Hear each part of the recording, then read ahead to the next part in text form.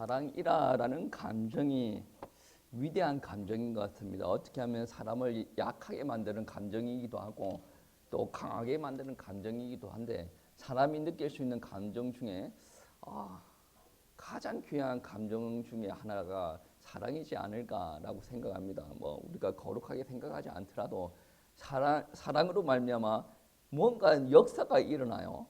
한 남자와 한 여자가 만났어요. 그럼 어떤 일들이 일어나죠?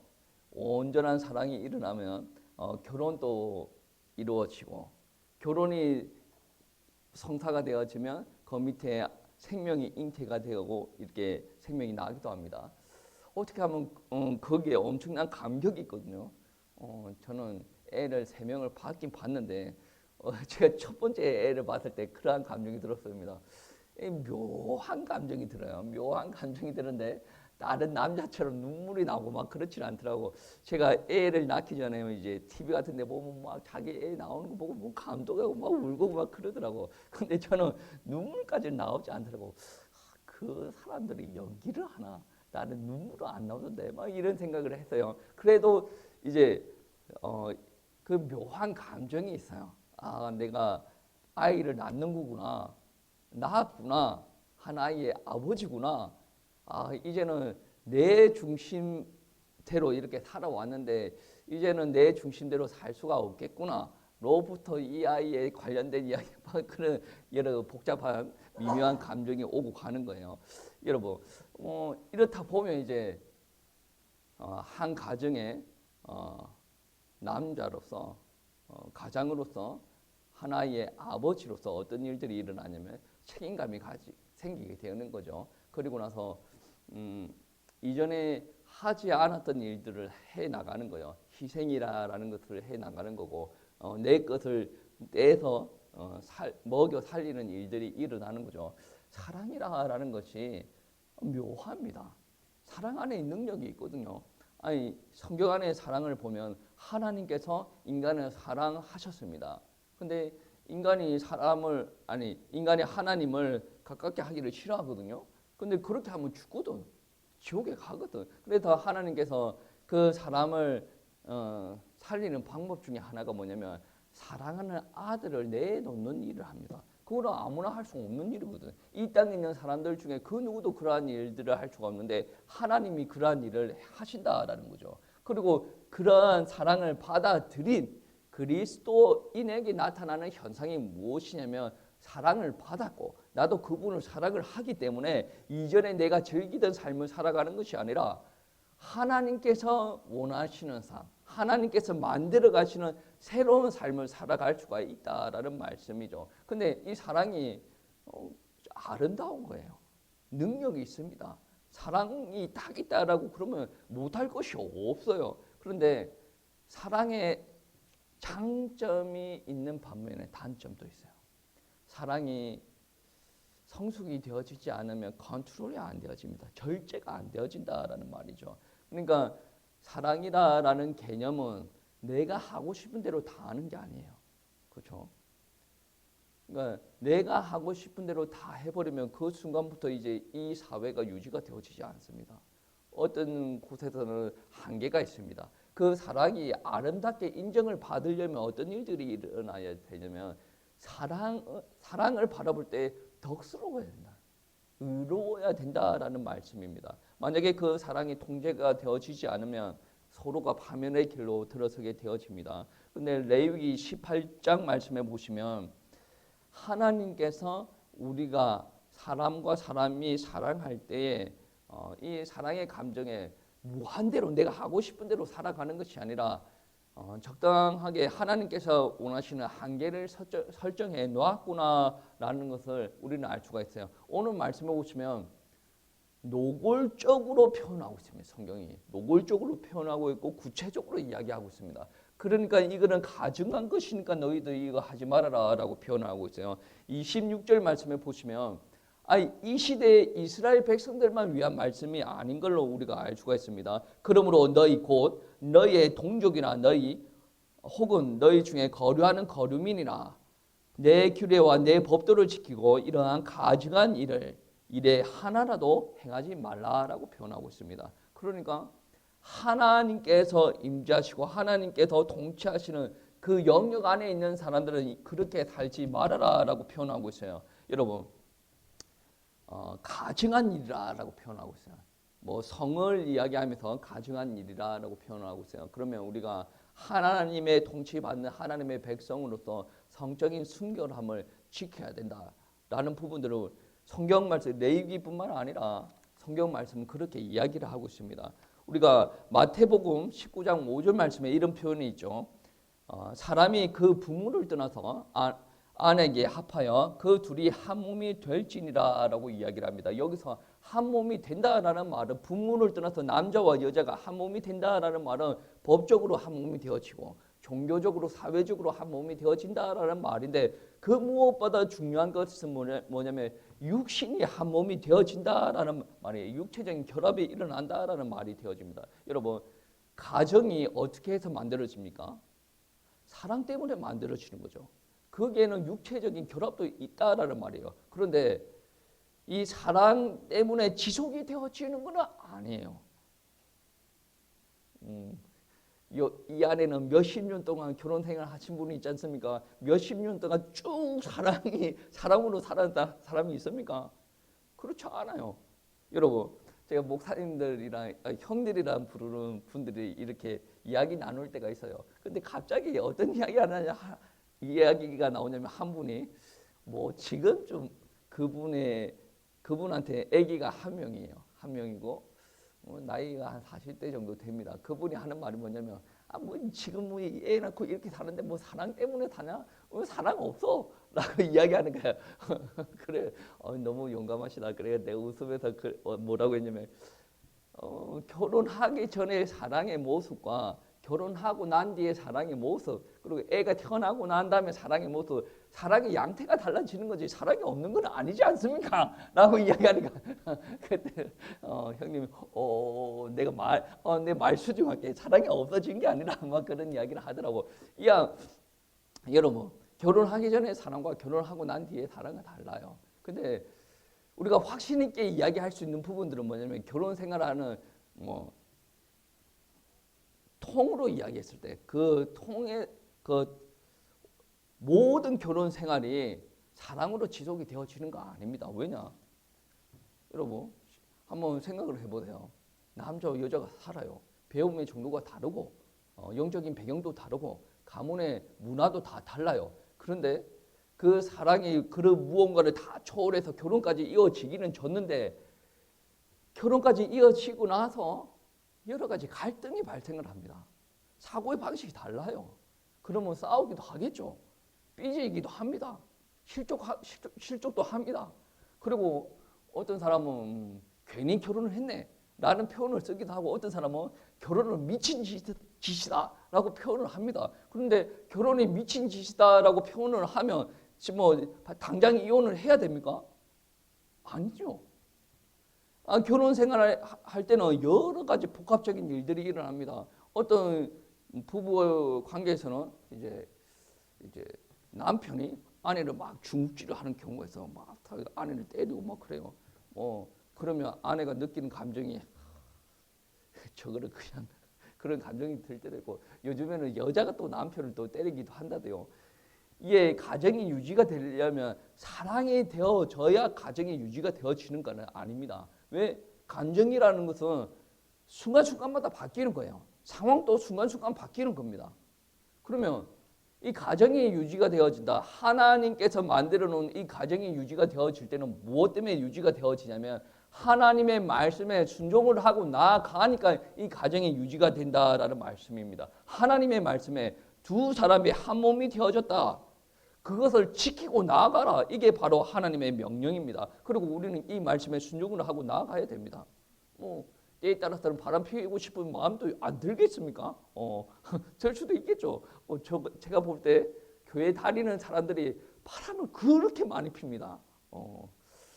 합리화는 되어질 수가 없어요. 합리화는 되어질 수도 없는데, 좋게 이야기하면 연약한 육신을 가지고 있어서 뭐 그렇게까지 포장도 되어질 수가 있습니다. 그런데 분명한 것은 무엇이냐면, 하나님의 말씀에 불순종하였다라는 것은 명확한 사실이죠. 분명히 하나님께서 한 몸으로 만들었던 가정을 지키는 것이 하나님의 순종이다. 하나님의 명령이다. 그러니까 우리는 그 명령에 순종을 해야 된다라는 말씀이죠. 오늘 말씀해 보시면 레위기 18장 말씀해 보시면 한 몸이 되는 그 가정을 깨트리는 영역들이 나옵니다. 어떠한 영역들이 나오냐면 6절 말씀에 그런 말씀이 있습니다. 각 사람은 자기의 살부치를 가까이하여 그 하체를 범하지 말라. 나는 여호와이니라. 그러니까 살부치를 가까이 하지 말라라는 부분들은 무엇이냐면 아내가 있어요. 남편과 아내가 있으면 남편과 아내를 사랑하십시오라는 것이 되는데 하체를 범하지 말라라는 부분들이 뭐냐면 친척끼리 성행위를 한다라는 말씀이 되어집니다. 오늘 7절부터 16절까지 이상한 일들이 많이 있습니다. 7절에는 어미, 아비와 관계를 맺지 말라. 계모, 자매, 손녀, 외손녀, 계모, 딸, 그리고 고모, 이모. 14절에는 아베, 형제의 아내, 그리고 15절 자부, 16절 형제의 아내 등등등등등 주변에 여러분 설날에 만날 수 있는 그리고 명절에 만날 수 있는 그 한 밥상에 밥을 먹고 있는 그러한 사람들과 관계를 맺지 말아라라고 이야기를 하는 거예요. 아니 사랑이 많으면 좋은 거 아니겠습니까? 예를 들어서 예입니다. 제가 이상한 집사님을 너무 사랑을 해요. 그래서 같이 이렇게 침대 안에서 같이 이렇게 지냈습니다. 사랑이 많으면 뭐 좋은 거 아니겠습니까? 그러면 내한테 묻는 거 아니거든. 그걸 누구한테 물어야 돼요? 우리 사모님한테 물어야 돼요. 내가 사랑이 좋으니까 좋은 거 아니야? 우리 사모님 열받겠지. 이거는 사랑이 아니다. 이거는 한 몸의 관계가 끊어지는 거예요. 여러분 생각 한번 해보세요. 내가 타인의 아내와 이 잠자리를 했다. 이거는 회복 자체가 안 되어지는 겁니다. 나도 회복 자체가 안 돼요.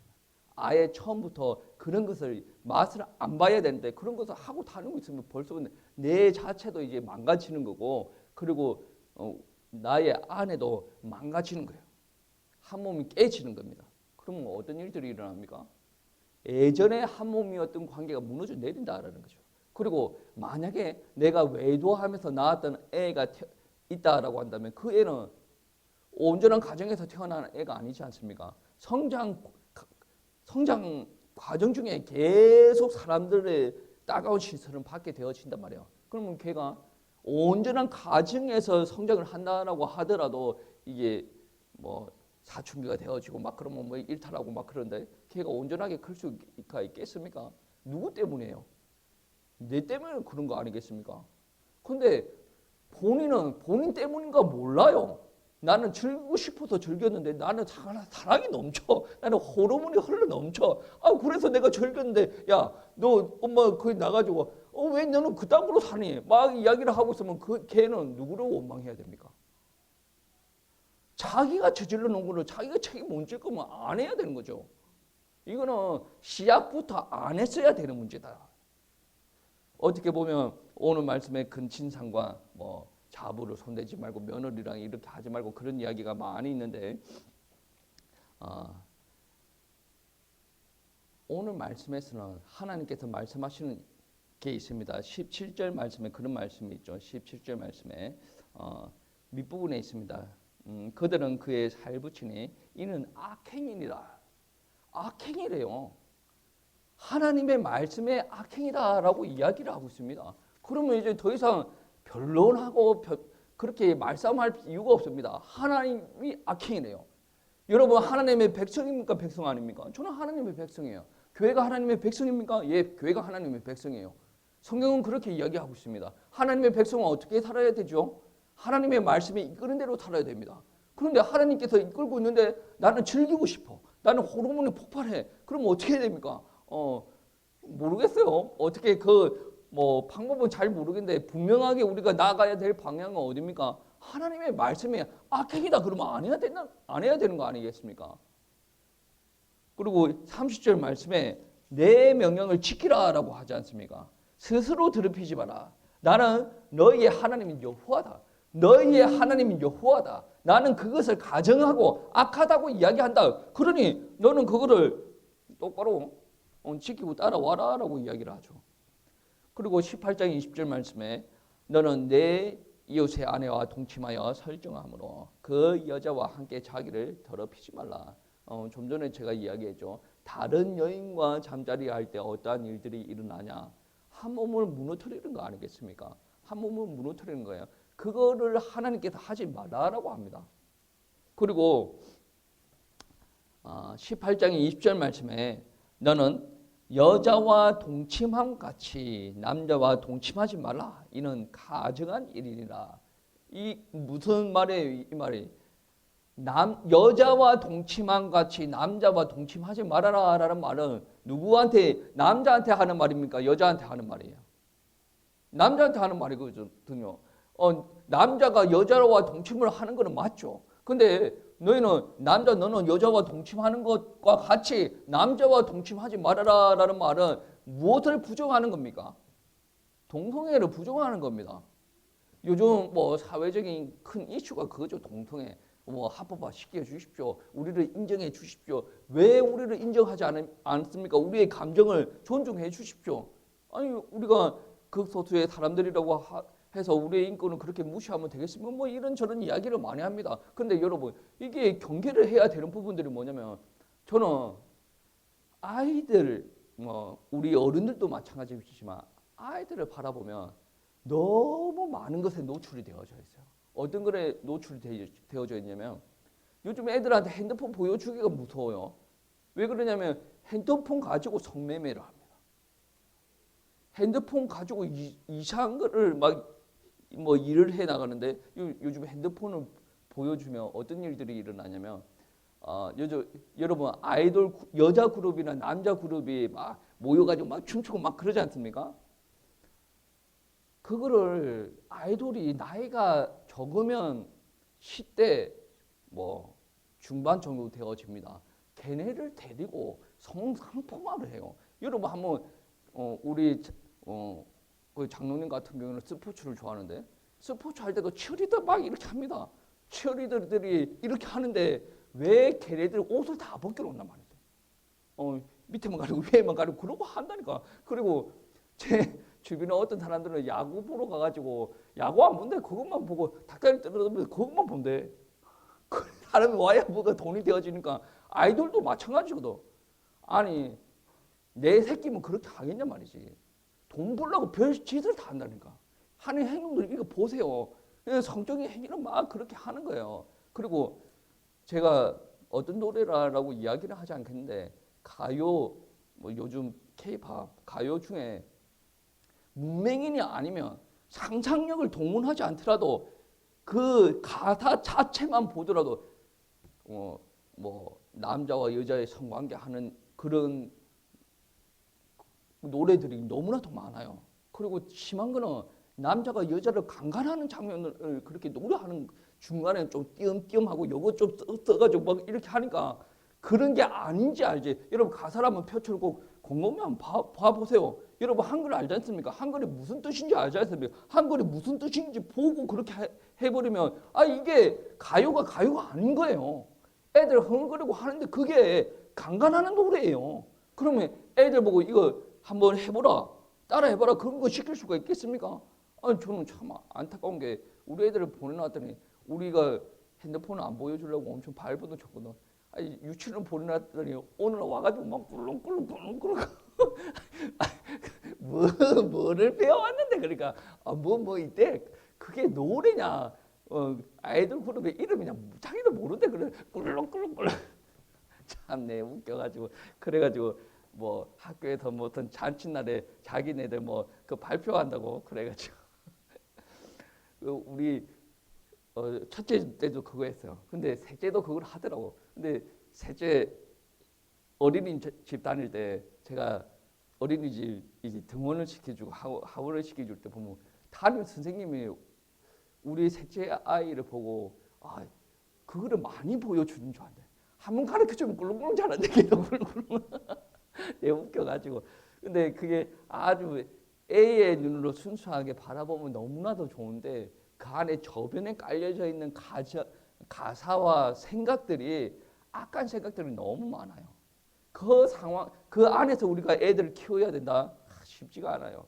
그리고 동성애도 마찬가지입니다. 다 인정해 달래요. 우리나라는 다행스럽게 인정이 안 되는 나라지 않습니까? 근데 동성애가 인정이 되어진다라고 한다면 애들이 어떻게 크겠습니까? 요즘에 교과서에서도 그렇게 가르치는 것 같은데 동성애 그럴 수도 있지. 저런 사람도 있고 우리 같은 사람도 있고 다 그런 거 아니겠습니까? 다 같이 하나야. 라는 생각을 받아들일 수가 있단 말이에요. 그게 받아들이는 순간에 그거를 먼저 받아들이겠죠. 레위기 18, 이게 왜 그래? 아니, 이거는 우리가 다 하나가 아닌 것처럼 이야기하잖아요. 이 성경책이 너무 깝깝한 거 아닌가, 나? 이 성경책이 너무 앞뒤가 안 맞고, 그러니 목사님이 하는 말만 들으면 그 말 한마디 한마디가 깝깝해서 못 듣고 앉아있겠고, 뭐 그렇게 받아들여지는 거예요. 분명한 것은 목사가 깝깝하고 말고를 들어서 하나님께서 지금 우리 가운데 역사하시는 하나님께서 하시는 말씀이 그 행위 자체가 가증하고 악하다라고 이야기하는데 그거를 가증하고 악하게 받아들이지 않게 하는 부분들이 뭡니까? 주변의 환경들이에요. 여러분 이 메시지 들으면서 어떤 사람은 그렇게 하겠죠. 옆에 애들 바람 피고 다니는데 저 아줌마는 애인 만들고 다니는데 어떤 남자들은 뭐 여자친구랑 뭐 몇 번 며칠로 여행 갔다 오는데 뭐 그런 이야기 하겠죠. 그게 맞다는 것은 아니에요. 하나님의 입장에서 보면 그거는 잘못됐고 가증하고 악한 일이다라는 말씀이라는 겁니다. 여러분 이 말씀은 심각한 거예요. 우리 삶 저변에 깔려져 있다가는 그리고 오늘 말씀에 정말 적나라하게 그런 장면들이 나오는데 수관이라는 게 나옵니다. 18장 23절에 보시면 너는 짐승과 교합하여 자기를 더럽히지 말며 여자는 짐승 앞에 서서 그것과 교접하지 말라. 이런 물란한 일이니라. 수관이 뭡니까? 금수할 때 짐승 같은 놈, 금수 같은 놈 할 때 그 수예요. 짐승 할 때 수고 간은 간통, 간음할 때 간입니다. 그 말은 무슨 말이에요? 짐승과 잠자리를 하지 말라는 거죠. 여자들은 짐승 앞에 서가지고 그 음란의 행위 하지 말라는 거고 그 말은 무슨 말이에요? 이 사람들이 사랑의 영역을 이미 차고 넘었어요. 어떻게 말하면 순진한 사람들은 그렇게 이야기합니다. 사랑하는 감정이 없어도 잠자리가 가능합니까? 많은 사람들이 사랑하는 감정이 없어도 잠자리를 하고 다녀요.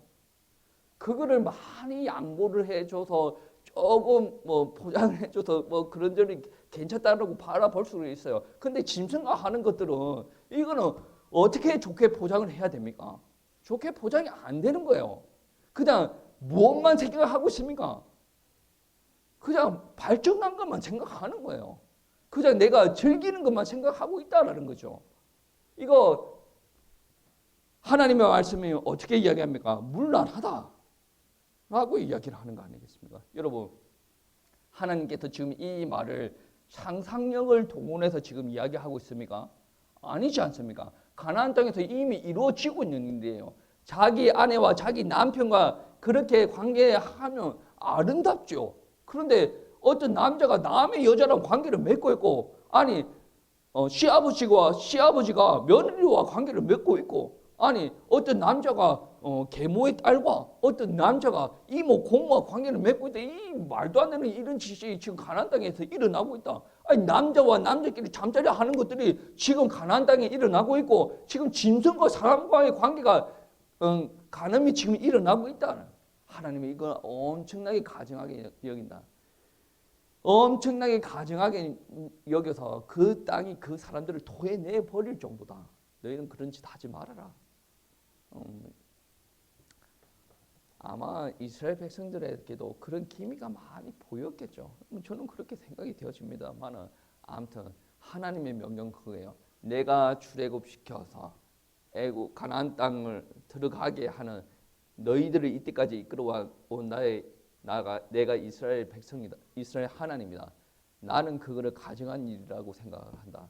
너희는 그거를 하지 말아라. 이거 하나님의 명령이에요. 여러분 이 명령을 내 기준으로 합법화시키면 안 됩니다. 주변 사람들 다 하고 다니는데 그러면 너는 하나님을 믿지 말든지 하나님을 믿는 사람들은 그렇게 하지 말라라고 이야기를 합니다. 그리고 오늘 말씀에서 보시면 이 순결을 지키라라고 할 때 하나님께서 상급과 벌을 주십니다. 어떤 상급을 주시냐면 18장 5절 말씀에 너희는 내 규례와 법도를 지키라. 사람이 이를 행하면 그로 말미암아 살리라. 나는 여호와이니라. 살리라라는 말씀은 뭡니까? 살리라 그 안에 뭐가 들어가 있습니까? 생명이 들어가 있어요. 그리고 살리라 그 안에는 번영이 들어가 있습니다. 네가 내 율례와 내 규례와 법도를 지키면 내가 너를 살게 하겠다. 그러니까 이 땅에서 내가 너를 장수하게 하겠다. 너를 번영하게 하겠다라는 약속이 오늘 하나님의 약속이다 말씀입니다. 그리고 오늘 말씀에 보시면 그 반면에 29절 말씀에 보시면 이런 말씀이 있죠. 이 가증한 모든 일을 행하는 자는 그 백성 중에서 끊어지리라. 뭐 노골적으로 조금 지나치게 이야기하면 좀 죽게 하겠다라는 말이 되어질 때 30절 말씀에 보시면 그러므로 너희는 내 계명을 지키고 너희가 들어가기 전에 행하던 가증한 분속을 하나라도 따름으로 스스로 더럽히지 말라. 나는 너희의 하나님 여호와이니라 라고 말씀을 하고 있죠. 여러분, 하나님의 말씀이에요. 내가 어떻고 저떻고 이야기할 게 아니라 이거는 하나님의 말씀이다. 이거는 구약 말씀 아닙니까? 신약 말씀에도 동일한 말씀이 있어요. 고린도전서 5장 말씀에 보시면 바울이 고린도 교회에게 하는 말씀이 뭐냐면 너희 중에 심지어 음행하는 자가 있다. 그의 아버지의 아내와 동침하는, 그러니까 아버지 아내는 누굽니까? 어떻게 어머니 아니에요. 어머니와 동침하는 자들이 있다. 그리하고 오히려 교만하다. 그들이 자기가 음란한 짓을 행하고 다니고 주변 사람들 모두 다 알고 있는데 내가 뭐 어때 교만하게 이렇게 다녔다. 고린도전서 5장 말씀에 그런 말씀이 있습니다. 고린도전서 5장 5절 말씀에 어떤 말이 있냐면 이런 자들은 사탄에게 내어 주었다라고 이야기해요. 그렇게 행동하는 자들은 하나님의 손에 잡힌 자들이 아니라 사탄이 잡고 있는 자다라고 고린도전서 5장 5절 말씀에 나와져 있다라는 말씀이죠.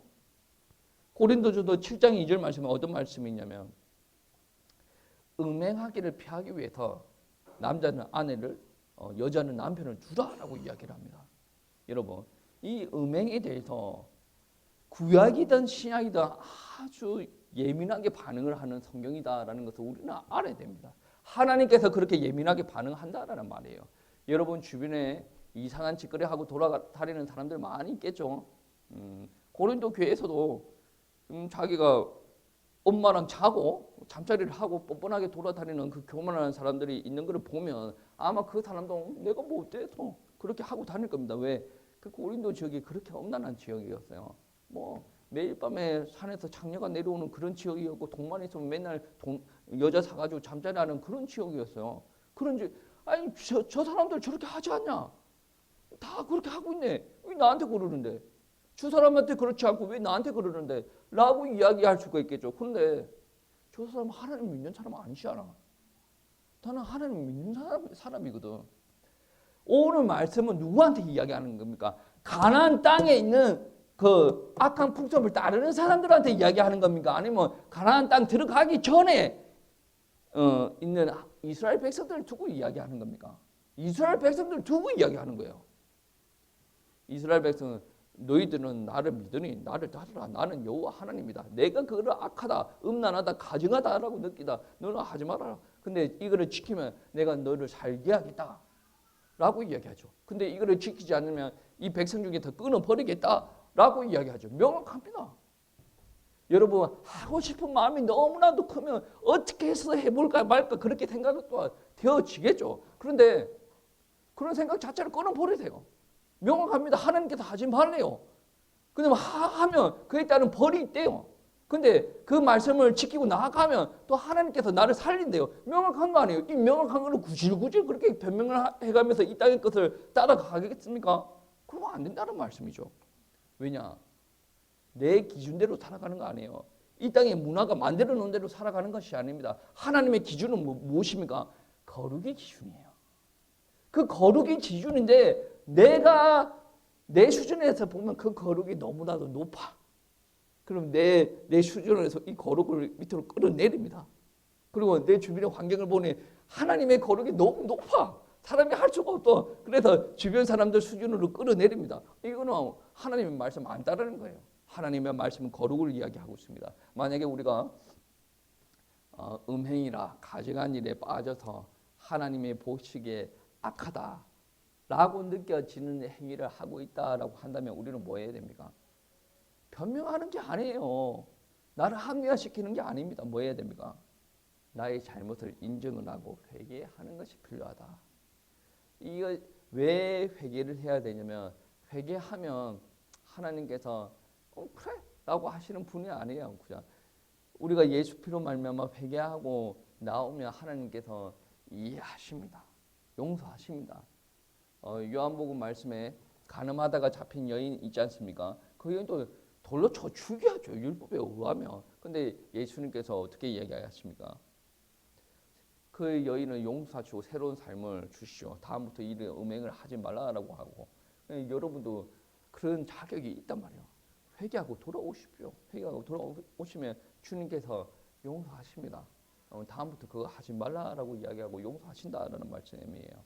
그러니까 하나님의 기준을 내 수준으로 수준을 밑으로 다운시키지 마시고 하나님의 기준 온전히 따라가시는 우리 성도님들 되시기를 바랍니다. 그리고 그로 말미암아 오늘 18장 말씀에 번영, 장수의 비밀을 여러분에게 주셨는데 여러분에게 이런 비밀이 회복되시기를 축복합니다.